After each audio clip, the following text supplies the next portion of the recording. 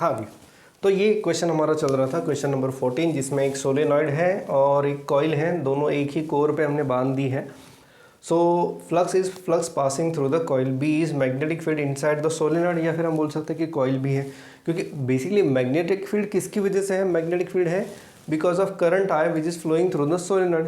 तो जब सोलेनॉइड से करंट फ्लो होगा तो there is a magnetic field inside a solenoid which can be given by B is equal to mu 0 n I, where that n is number of turns per unit length। n1 है total number of turns in solenoid, ये मिट गया solenoid, and n2 is total turns in coil, ये coil में से turns है, शायद ये दिख नहीं रहा है, total turns in coil। ठीक है, तो अब हमें चाहिए बेसिकली मुझे यहाँ पे ढूंढना है फ्लक्स फाई। क्यों ढूंढना है बता रहा हूँ थोड़ी देर में, पहले फ्लक्स ढूंढ ही लेते हैं। तो फ्लक्स फाई टू यानी flux passing through any coil can be given bye, अभी हमने देखा है थोड़ी देर पहले, एन बी ए। यहाँ पे एन जो है ना that stands for number of turns in coil, तो ये आ जाएगा n2, क्योंकि n2 is number of turns in coil. So n2 B A. अब n2 व्हाट इज b?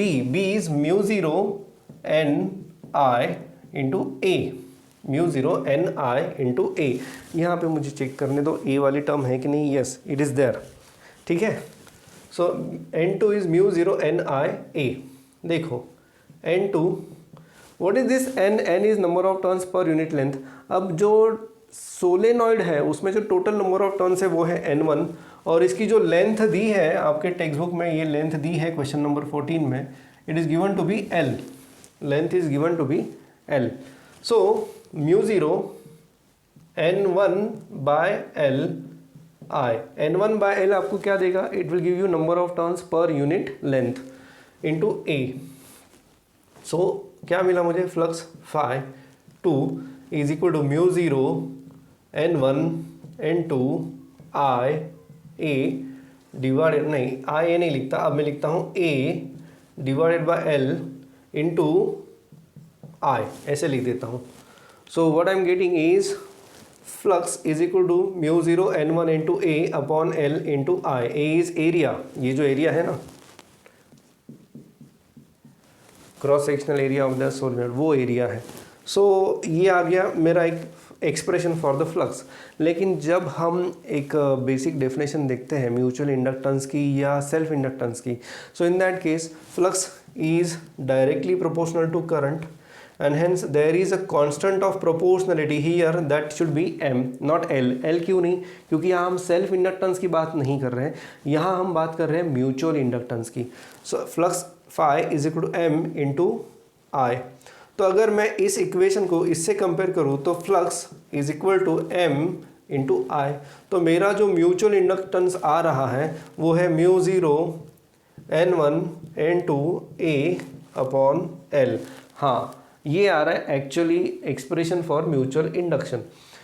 अब यहाँ पे L जो है ना, ये वाला L वो आपके टेक्स्ट बुक में नहीं दिया जो देना चाहिए था, क्योंकि ये number of turns per unit length हमें कंसिडर करने पड़ेंगे फॉर द सोलेनॉइड, क्योंकि यहाँ पे B का जो एक्सप्रेशन है वो ऐसा है। सो ये है आपका correct expression for mutual induction. Text book में आप करेक्शन कर लो, जो ये आंसर है ये यही आना चाहिए था, दूसरा नहीं आना चाहिए था। सबसे ज़रूरी बात क्या पता होनी चाहिए थी, हमें ये पता होना चाहिए था कि अगर हम फ्लक्स निकाल लेते हैं, if you find out the relation between flux and current through any coil, that means we can get mutual inductance या फिर सेल्फ इंडक्टेंस। म्यूचुअल इंडक्टेंस कब आएगा, जब दो कॉइल्स हैं। सेल्फ इंडक्टेंस कब आएगा, जब एक ही कॉइल है। सो अगर हम फ्लक्स एंड करंट में रिलेशन डिराइव कर लेते हैं तो हमें मिल जाता है इंडक्टेंस, यानी वो म्यूचुअल रहेगा या फिर सेल्फ इंडक्टेंस रहेगा। तो ये प्रोसीजर है बेसिकली, तो इसलिए हमने ये फ्लक्स निकाला। तो वो जो बाद में बताने वाला था वो यही बात थी कि derive first of all relation between flux and current, तो उससे आपको म्यूचुअल इंडक्टेंस या फिर सेल्फ इंडक्टेंस मिल जाएगा। तो ये था सॉल्यूशन फॉर क्वेश्चन नंबर 14। देख लो एक बार, कोई डाउट है तो आप पूछ सकते हो। अब बढ़ते हैं आगे towards question number 15।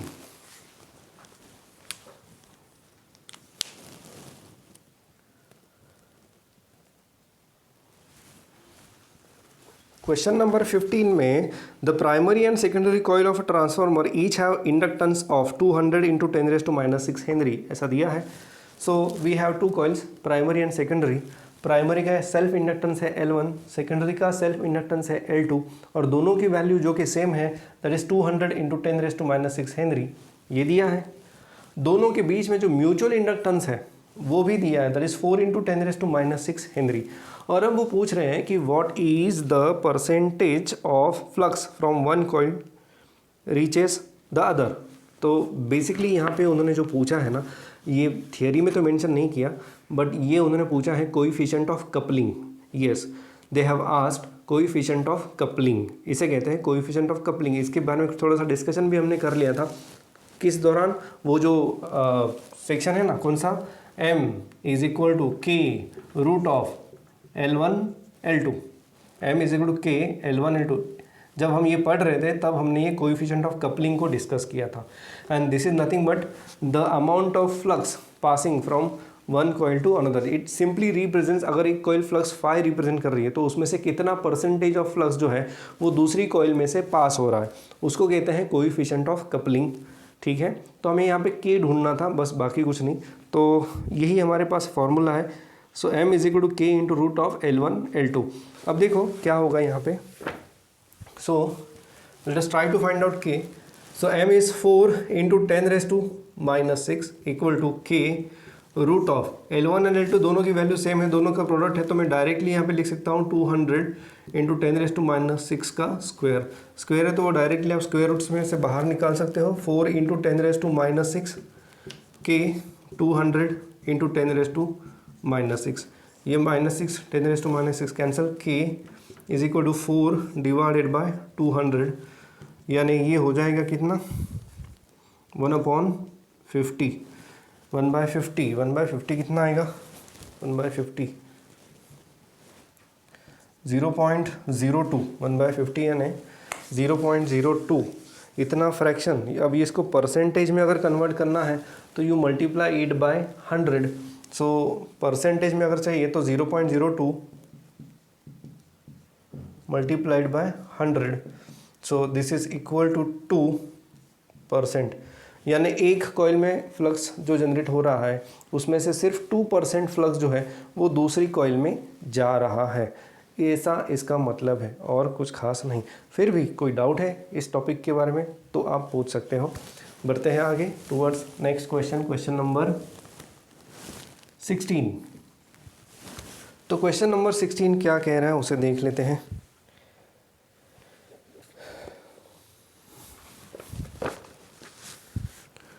A toroid ring made from a bar of length L 1 metre, यानी बार की जो लेंथ है वो दी है 1 metre, and diameter D 1 centimetre, is bend into a circle. ठीक है, तो मैं बता देता हूँ, पहले पढ़ लेते हैं। It is wound tightly with 100 turns per centimeter if the permeability of bar is equal to that of space, यानी μ0। Calculate the magnetic field inside the bar. ठीक है, यानी इन शॉर्ट क्या है, टोरॉइड का जो मैग्नेटिक फील्ड है वो हमें निकालना है। टोरॉइड का जो मैग्नेटिक फील्ड है वो हमने प्रीवियस चैप्टर में magnetic fields due to electric current में, प्रीवियस टू प्रीवियस, उसमें हमने डिराइव कर लिया था। When the current circulating through the turns is 100 ampere, also determine the self inductance of the coil. Self inductance भी आपको यहाँ पे निकालना पड़ेगा। ठीक है, देख लेते हैं क्या है सेल्फ इंडक्टेंस इसका। क्वेश्चन नंबर है 16। चलिए, हाँ जी, मैं गिवन डाटा लिख लेता हूँ पहले। तो क्या हुआ मैं बता देता हूँ। एक ऐसा रॉड था, ठीक है, और इस रॉड को हमने क्या किया, ऐसे सर्कल में बेंड कर दिया। ठीक है, तो ये जो लेंथ है वो है 1 मीटर। तो अब ये पेरीमीटर जो है वो हो जाएगी, पेरीमीटर है ना सरकमफरेंस, तो वो हो जाएगा 1 मीटर, दैट्स इट, बाकी कुछ नहीं। अब पहले तो उन्होंने बोला है कि what is the magnetic field inside the rod, यानी ये जो बेंड किया आपने और उसके ऊपर आपने कॉइल भी बांध दी है। So what is the magnetic field inside the rod. So magnetic field inside the rod, same formula μ0 Ni।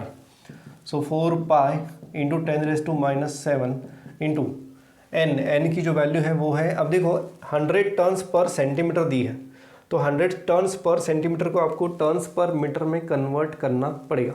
तो उसके लिए हम क्या करेंगे, मल्टीप्लाई बाय 10⁻², तो आपको मिलेगा टर्न्स पर मीटर। और करंट दिया है, सो ये हो जाएगा 10⁻⁴। So this is 10⁻⁴ into current is 100 यानी 10⁻²। तो ये लगभग 4 इंटू 3.14 इंटू ये 6 हो जाएगा और ये 10⁻⁻1 हो जाएगा। सो अब देखो कितना आ रहा है,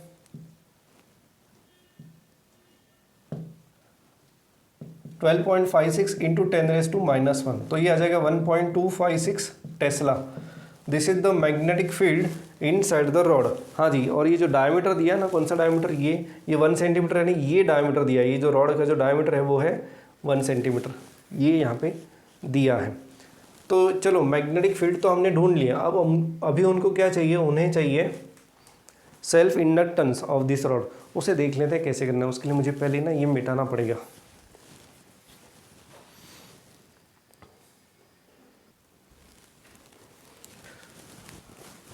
अब ना ध्यान से देखो, यहाँ पे हमें चाहिए सेल्फ इंडक्टेंस। देखो मैंने थोड़ी देर पहले एक क्वेश्चन में कहा था, कहाँ गया वो क्वेश्चन, तो वो क्वेश्चन नंबर 15 या 14 था, उसमें हमने म्यूचुअल इंडक्टेंस निकाला। तो हमने कैसे निकाला, फ्लक्स डिराइव किया। तो यहाँ पर भी हमें फ्लक्स डिराइव करना है, flux passing through this section. So flux passing through this section, अब ये क्रॉस सेक्शनल एरिया कितना है, वो है πd²/4। क्रॉस सेक्शन एरिया कितना रहेगा इसका, πd²/4। ये डी दिया है आपको यहाँ पे, ये वाला क्रॉस सेक्शन, क्योंकि इसी को हमने बेंड किया है। सो एरिया जो है ना इसका वो है πd²। So let it be A. और फ्लक्स इज बेसिकली हमें पता है it is b into A. Flux क्या रहता है, b इंटू ए। तो चलिए ढूंढ लेते हैं क्या है वो। So flux phi is b into A. So b है आपका, b आपने ऑलरेडी ढूंढ लिया है, b is 1.256 into area πd²/4। Area कौन सा एरिया, ये अच्छी तरह से समझ लो। एरिया यानी ये जो पाइप का जो क्रॉस सेक्शन एरिया है ना, वो जो आपने अभी ऐसे बेंड करके सर्कल कर दिया है, तो ये जो है ना, ये क्रॉस सेक्शन एरिया है ना, इसकी हम बात कर रहे हैं। और इसका डायमीटर उन्होंने दे दिया है, ठीक है।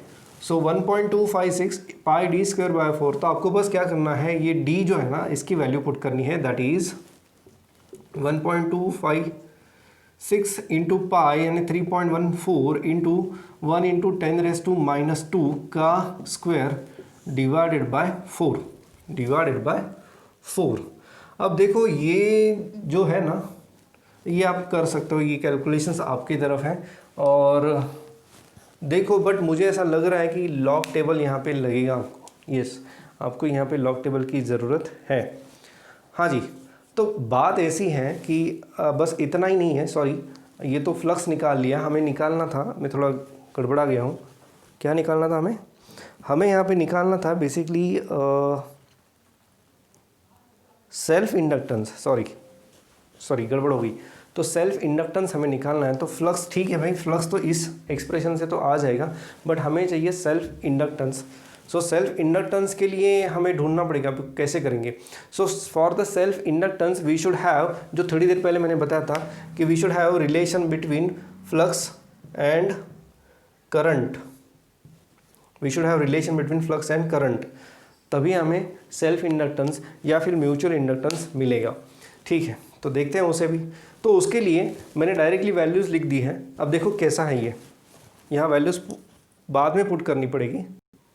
अब देखो क्या होगा यहाँ पे, b, what is b? b is μ0 n I into area.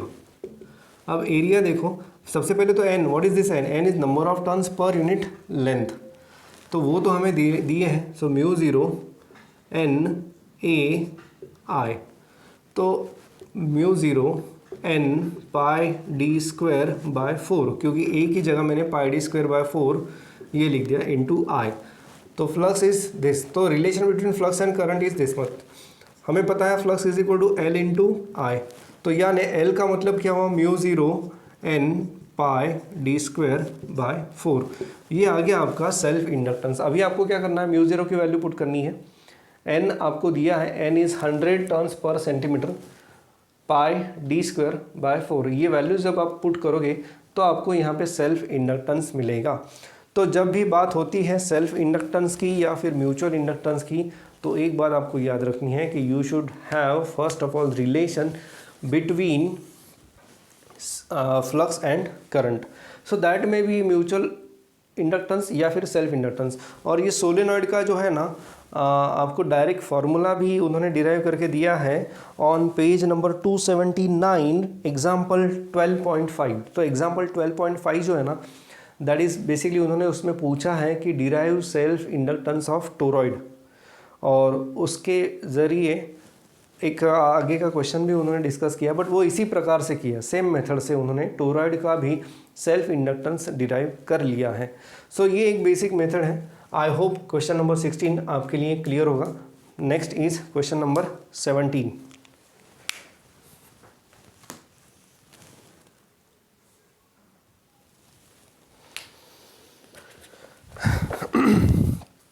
Question number 17 है a uniform magnetic field B pointing upward fills a circular region of radius S in a horizontal plane. ठीक है, if B is changing with time find the induced electric field.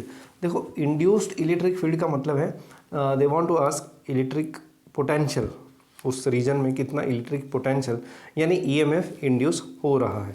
अब देखो क्या हो रहा है यहाँ पे, बी जो है वो चेंज हो रहा है, ठीक है। सो और ये वो है सर्कुलर रीजन जहाँ से मैग्नेटिक फील्ड पास हो रहा है, ठीक है। यहाँ से ये मैग्नेटिक फील्ड जो है वो पास हो रहा है। ऑफ कोर्स ये जो मैग्नेटिक फील्ड है वो चेंज हो रहा है और ये जो सर्कुलर रीजन है उसकी रेडियस है एस। तो आप मुझे बता सकते हो कितना फ्लक्स इस सर्कुलर रीजन से पास हो रहा है। Flux passing through the circular region is B into area of this circular region. So B into pi S square where S is radius. यहाँ पे एस जो है वो रेडियस दी गई है। So phi is pi S square. तो मैं थोड़ा ना इसको ऐसे लिखता हूँ, pi S square B, this is your flux. What is E M F induce? So E M F induced is basically d phi by d t. अभी भी मैं नहीं, उन्होंने शायद निगेटिव साइन को कंसिडर किया तो मैं भी कर लेता हूँ। E is equal to minus d phi by d t. So therefore E is equal to minus d by dt of pi s square b. EMF E is equal to minus d phi by dt pi s square b. तो अब हम देखते हैं यहाँ पे कि पाई S square, ये जो एरिया है वो तो कांस्टेंट है, उसमें तो कोई चेंजेस नहीं हो रहे। सो आई टेक माइनस, यानी पाई एस स्क्वायर को मैं बाहर लेता हूँ and E M F induce is d B by d t, क्योंकि ये कहा गया है कि मैग्नेटिक फील्ड जो है ना वो चेंज हो रहा है। तो अगर मैग्नेटिक फील्ड आपका चेंज हो रहा है so we can not take B outside the differentiation. तो यहाँ पे डिफरेंशिएशन बी का होगा, area is same, so E is equal to minus pi square d B by d t. This is the E M F induced in that region. या फिर मैं कह सकता हूँ कि इलेक्ट्रिक फील्ड इंड्यूस। देखो इलेक्ट्रिक फील्ड इंड्यूस होना यानी वो उस मेटालिक रीजन में इंड्यूस हो जाता है। तो लेट अस अज्यूम कि ये जो रिंग है it is made up of metallic wire और उसमें ये ईएमएफ जो है ना वो इंड्यूस हो रहा है। सो ये थी एक्सरसाइज आपके चैप्टर इलेक्ट्रोमैग्नेटिक इंडक्शन की। आगे अभी हम शुरू कर रहे हैं तुरंत, इसी के बाद तुरंत मैं शुरू कर रहा हूँ MCQs of electromagnetic induction. So I hope आपको ये न्यूमेरिकल्स समझ में आ गए होंगे और अच्छे न्यूमेरिकल्स थे। यानी जो न्यूमेरिकल्स थे ना म्यूचुअल इंडक्टेंस के, कोएफिशिएंट ऑफ कपलिंग के, सेल्फ इंडक्टेंस के, यानी डिराइव दिस म्यूचुअल इंडक्टेंस या सेल्फ इंडक्टेंस, ये बहुत अच्छे क्वेश्चंस थे और उन्होंने अच्छा किया कि ऐसे क्वेश्चंस भी पूछे। अब ये क्वेश्चंस आपको आ सकते हैं आपके थियरी एग्जाम्स में, तो ये क्वेश्चंस ज़रा अच्छे से प्रिपेयर करना। सारे न्यूमेरिकल्स को एक बार फिर से अच्छे से प्रिपेयर करो, किसी भी न्यूमेरिकल में कोई डाउट है तो पूछा करो। तो फिलहाल अभी हम ये एक्सरसाइज ख़त्म कर रहे हैं और हम अभी आगे बढ़ रहे हैं towards the next section that is MCQs of CET exam. तो हम एमसीक्यूज अभी शुरू कर रहे हैं।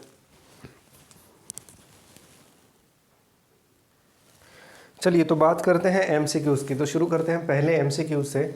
Negative sign appearing in the Faraday's law of electromagnetic induction, EMI का मतलब है इलेक्ट्रोमैग्नेटिक इंडक्शन, इंडिकेट्स दैट। ठीक है, देखते हैं। 4 ऑप्शन दिए, मैं 4 ऑप्शंस पढ़ रहा हूँ। The induced EMF is produce only when magnetic flux decreases, नहीं। The induced EMF is opposite to the direction of magnetic flux, ऐसा भी नहीं। The induced EMF opposes the changes in magnetic flux, ये है the induced EMF opposes the changes in magnetic flux, क्योंकि Lenz law क्या कहता है, the EMF is induced in a direction such as to oppose the change which has caused it. तो cause क्या है EMF induce होने का, वो है चेंज इन मैग्नेटिक फ्लक्स। तो थर्ड जो ऑप्शन है इसका, ऑप्शन सी, वो इसका आंसर है। वो मैं फिर से पढ़ रहा हूँ, the induced EMF opposes the changes in magnetic flux, वो मैग्नेटिक फ्लक्स को चेंज जो हो रहा है उसको अपोज कर रहा है। अगर मैग्नेटिक फ्लक्स डिक्रीज हो रहा है तो उसको बढ़ाने की कोशिश करेगा, और अगर मैग्नेटिक फ्लक्स बढ़ रहा है तो वो उसे डिक्रीज करने की कोशिश करेगा, ईएमएफ। ठीक है, next question number 2, a coil is moved towards a stationary magnet, पहला रैपिडली और दूसरा slowly. The induced current in the coil is. अब देखो ऐसे यहाँ पे कुछ ऑप्शन दिए हैं, larger in case 1, smaller in case 2, equal in both cases, both A and B, ऐसा नहीं है। अब देखो बोथ ए एंड बी, ये इसका आंसर है। क्या हो रहा है यहाँ पे, एक कॉइल है, एक मैग्नेट है पहले तो, ये ऐसा नॉर्थ साउथ, और एक कॉइल है, और ये कॉइल हम लेके जा रहे हैं टूवर्ड्स द मैग्नेट। अब अगर हम ये कॉइल्स फास्ट लेके जाते हैं टूवर्ड्स द मैग्नेट, तो rate of change of flux through the coil जो रहेगा वो ज़्यादा रहेगा, क्योंकि फ्लक्स ज़्यादा तेज़ी से बढ़ रहा है। तो ईएमएफ इंड्यूस भी ज़्यादा रहेगा। क्यों ज़्यादा रहेगा, because E is equal to d phi by d t. So rate of change of flux through the coil will be higher if you move that coil rapidly towards the magnet. So in that case current जो रहेगा, EMF ज़्यादा तो current भी ज़्यादा induce होगा। सो पहली case में current is larger. अब दूसरी केस स्लोली, अगर मैं कॉइल को धीरे धीरे लेके जा रहा हूँ, so d phi by d t, rate of change of flux with respect to time जो है वो कम हो जाएगा। तो वो कम है तो ईएमएफ भी आपका कम हो जाएगा, ईएमएफ कम है तो करंट भी कम हो जाएगा। तो स्मॉलर इन केस 2। तो यहाँ पे option A and option B दोनों बराबर है, तो ऑप्शन डी जो है बोथ ए एंड बी, तो वो आपका फाइनल आंसर है ऑप्शन डी।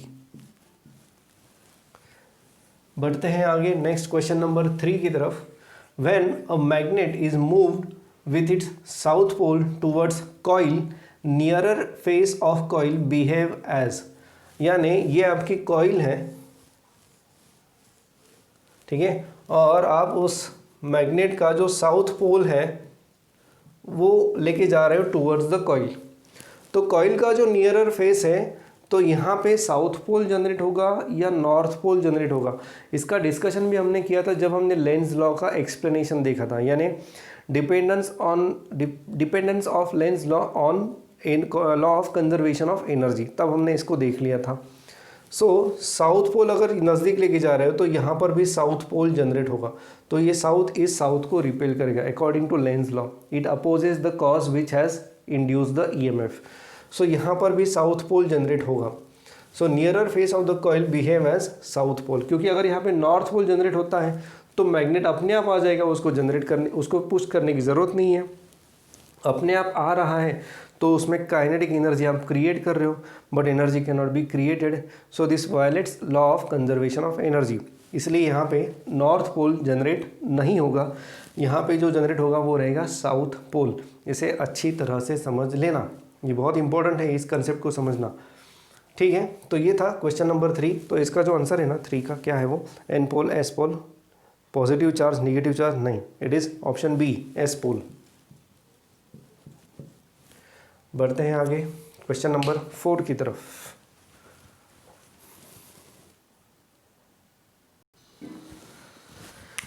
तो क्वेश्चन नंबर 4 जो है वो लिखा है, a coil of 20 turns and area 25 centimeter square has a resistance of 100 ohm if B यानी magnetic field, if B changes at the rate of 100 tesla per second. अब देखो यहाँ पे जो बी है ना, वो वहाँ मैंने लिखा नहीं है, बट वहाँ पे दिया है कि B is perpendicular to the coil of magnetic field.